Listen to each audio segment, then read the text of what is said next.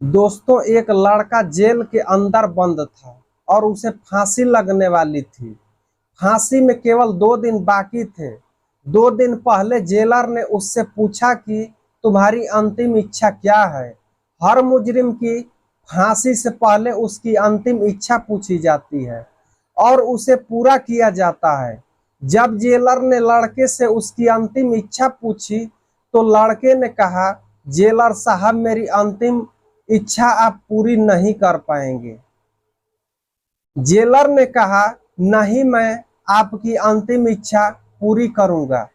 हर मुजरिम की अंतिम इच्छा पूरी की जाती है। आप अपनी अंतिम इच्छा बताइए।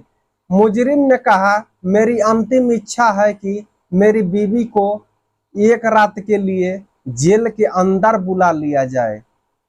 उसके साथ एक रात जेल के अंदर बिताना चाहता हूँ। इस बात को सुनकर जेलर चौंक गया और उसके पैरों तले से जमीन खिसक गई। उसने सोचा कि इसकी फांसी होनी है। उसने अंतिम इच्छा में क्या मांग लिया? अपनी पत्नी को एक रात के अंदर जेल में बुला लिया। दोस्तों, यह कहानी बहुत ही इंटरेस्टिंग है। बस एक ही निवेदन है कि वीडियो के अंत तक बने रहें। और दोस्तों, जो लोग भी कमेंट करेगा उसका नाम बारी बारी से अगले वीडियो में लूंगा। दोस्तों, यह कहानी है जिला एटा की। 2 लड़के थे। एक का नाम सुबोध था और दूसरे का नाम प्रमोद था। दोनों जिगरी मित्र थे और उनके बीच गहरा प्रेम था। उन्होंने एक साथ पढ़ाई की, एक साथ बड़े हुए और खेल कूद में भी एक साथ रहे। उनका पूरा जीवन एक साथ बीत रहा था। जब वे बड़े हो गए और पढ़ाई पूरी कर ली तो नौकरी की तलाश में दोनों दिल्ली चले गए। दिल्ली में उन्हें एक एक्सपोर्ट कंपनी में सिलाई का काम मिला। वहां दोनों मेहनत से काम करने लगे। कंपनी में एक लड़की थी जिसका नाम पूजा था। पूजा प्रमोद से प्यार करने लगी, लेकिन प्रमोद को इस बात की जानकारी नहीं थी। प्रमोद और पूजा एक दूसरे से अच्छी तरह से बात करते थे। वे अक्सर एक साथ खाना खाते थे और एक दूसरे का साथ पसंद करते थे। प्रमोद को नहीं पता था कि पूजा उससे प्यार करती है, लेकिन उनकी दोस्ती और साथ में बिताए गए पल बहुत ही खास थे। एक साथ बैठते थे तो सुबोध अक्सर प्रमोद को देखकर जलता था। एक दिन सुबोध ने प्रमोद से कहा, मेरी भी पूजा से बात करवा दो, मैं भी उससे बात करना चाहता हूँ। जब दोस्ती में लड़की की बात आती है तो अक्सर दरारें पड़ने लगती है। प्रमोद यह सुनकर सहम गया और बोला, तुम कैसी बात कर रहे हो यार? लेकिन सुबोध ने जोर दिया, बस एक बार उससे बात करा दो। इस बात को लेकर दोनों में झगड़ा हो गया और मनमुटाव पड़ गया। एक दिन जब दोनों ड्यूटी से घर लौट रहे थे तो पूजा ने प्रमोद से कहा, मैं आज तुम्हारे साथ ही कमरे पर खाना खाऊंगी। प्रमोद और सुबोध दोनों के साथ पूजा कमरे पर आ गई। प्रमोद ने सोचा कि पूजा के लिए कुछ खाने के लिए सामान ले जाएं, इसलिए वह बाजार चला गया और पूजा से कहा, मैं थोड़ा सामान लेने बाजार जा रहा हूँ। जब प्रमोद बाजार गया हुआ था तब सुबोध ने मौके का फायदा उठाया, पूजा के साथ छेड़खानी करना शुरू कर दी और जबरदस्ती बदतमीजी करने लगा। इससे पूजा बहुत नाराज हो गई और दोनों में हाथापाई होने लगी। जब सुबोध ने देखा कि पूजा नहीं मानेगी तो उसने जबरदस्ती पूजा के साथ दुष्कर्म कर दिया। दुष्कर्म के बाद जब पूजा ने धमकी दी कि वह प्रमोद से बात सब बता देगी और हल्ला मचा देगी तो सुबोध डर गया कि कहीं उसकी बेइज्जती ना हो जाए या यह फंस न जाए। डर के मारे उसने पूजा का गला दबा दिया और उसकी हत्या कर दी। पूजा का गला दबाने से उसकी मृत्यु हो जाती है। मरने के बाद सुबोध उसे कमरे में पलंग पर छोड़कर भाग जाता है और पुलिस को फोन कर देता है कि कमरे में एक मौत हो गई है। जैसे ही पुलिस वहां पहुंचती है, प्रमोद बाजार से सब्जी लेकर आता है। बाजार से लौटकर जब प्रमोद कमरे में प्रवेश करता है तो पूजा की लाश देखकर घबरा जाता है और उसे संभालने की कोशिश करता है। इतने में पुलिस पहुंचती है और प्रमोद को रंगे हाथ पकड़ लेती है।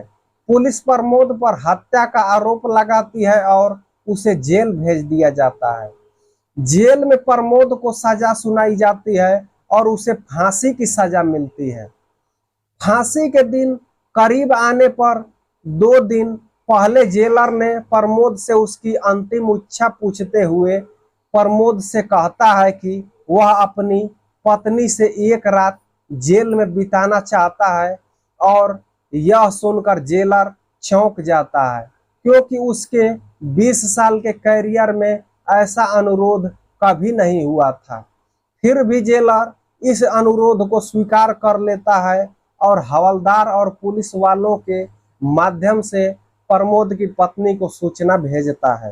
प्रमोद को 2 दिन बाद फांसी होनी है और वह अपनी पत्नी के साथ एक रात बिताना चाहता है। जैसे ही यह सूचना प्रमोद की पत्नी को मिलती है, वह एटा से दिल्ली के लिए रवाना हो जाती है। जैसे ही दिल्ली में उसकी बीबी जेल में पहुंचती है, जेलर उसे देखकर कहता है, आ गई आप?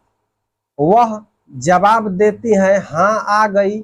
उसे देखकर वह रोने लगती है। जेलर तुरंत अपने हवलदार को आदेश देता है कि जिस कमरे में उन्हें रखा गया है वहां ऑडियो और वीडियो कमरे में लगा दिए जाएं ताकि सब कुछ रिकॉर्ड हो सके।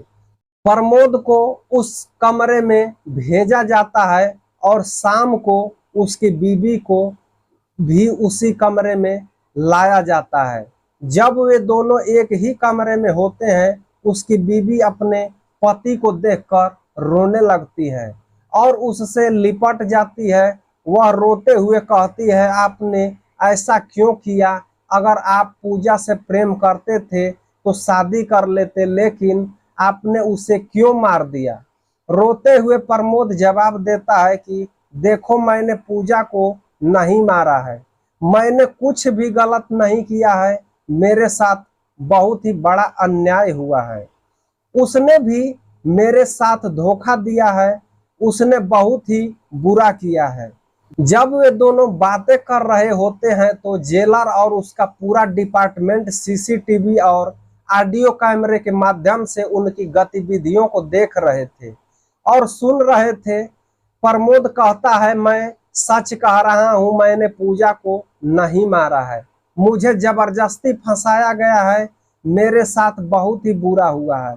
उसके बाद प्रमोद पूरी कहानी बताता है। वह पूजा से प्रेम करता था और पूजा भी उससे प्रेम करती थी, लेकिन उसने पूजा को नहीं मारा। लेकिन मेरे उससे कोई गलत संबंध नहीं थे, हम एक दूसरे से दोस्त थे, तरह तरह के प्रेम करते थे। पूजा ने एक दिन मुझसे कहा कि वह मेरे यहाँ खाना खाने के लिए आना चाहती है। उसी के लिए एक दिन पहले सुबोध ने मुझसे कहा था कि उसकी बात पूजा से करवा दूं। जब मैंने सुबोध को मना किया तो वह हम दोनों से थोड़ा मनमुटाव हो गया। तब दोनों कमरे पर आ रहे थे और सुबोध पीछे रह गया। मैं और पूजा कमरे पर रह गए और पूजा को कमरे पर छोड़कर मैं सब्जी लेने चले गए।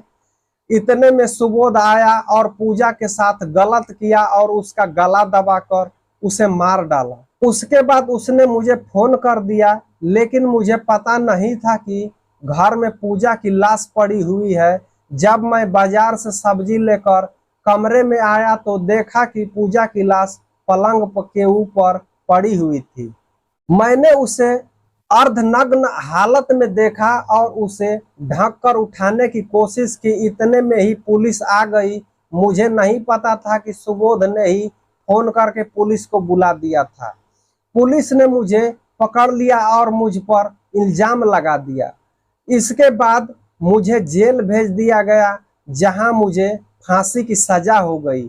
जेल में मैंने अपने परिवार को कहा कि मैं निर्दोष हूँ, मेरे साथ जो कुछ भी हुआ है वह गलत हुआ है, वह सुबोध की चाल थी। लेकिन कानून अंधा होता है और किसी ने मेरी बात नहीं मानी। जेल में मैं और मेरा परिवार रो रहे थे और जेल के सभी कर्मचारी भी इस दृश्य को देखकर भावुक हो गए थे। यह कहानी है मेरे निर्दोष होने की और कैसे मैं अपने परिवार से बिछड़कर अपनी अंतिम सांसें जेल में ली।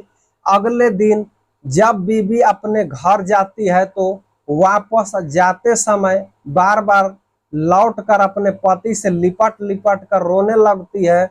दोस्तों, एक दूसरे से व्याकुल होकर रो रहे थे। बीबी अपने घर चली जाती है। दूसरे दिन जेलर सोचता है कि यह व्यक्ति निर्दोष है और उसे कैसे बचाया जाए। वह एक तरीका निकालता है और उस ऑडियो वीडियो को सोशल मीडिया पर वायरल कर देता है। उससे सच्चाई सबसे सामने आ जाती है।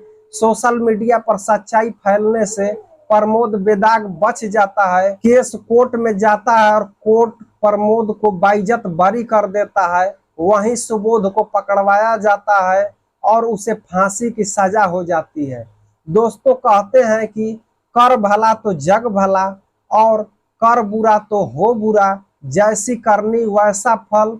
सुबोध को उसको कर्मों का फल मिल जाता है। दोस्तों, यह कहानी सुनाने का मतलब यह नहीं है कि किसी को परेशान किया जाए, किसी का दिल दुखाया जाए, बल्कि बस इसलिए कि लोगों को जागरूक किया जाए, लोगों को सचेत किया जाए। यह कहानी सुनने के बाद आप लोग ऐसी गलती ना करें और अपना ख्याल रखें, अपने परिवार का ध्यान रखें। दोस्तों, मिलते हैं किसी और वीडियो में। धन्यवाद।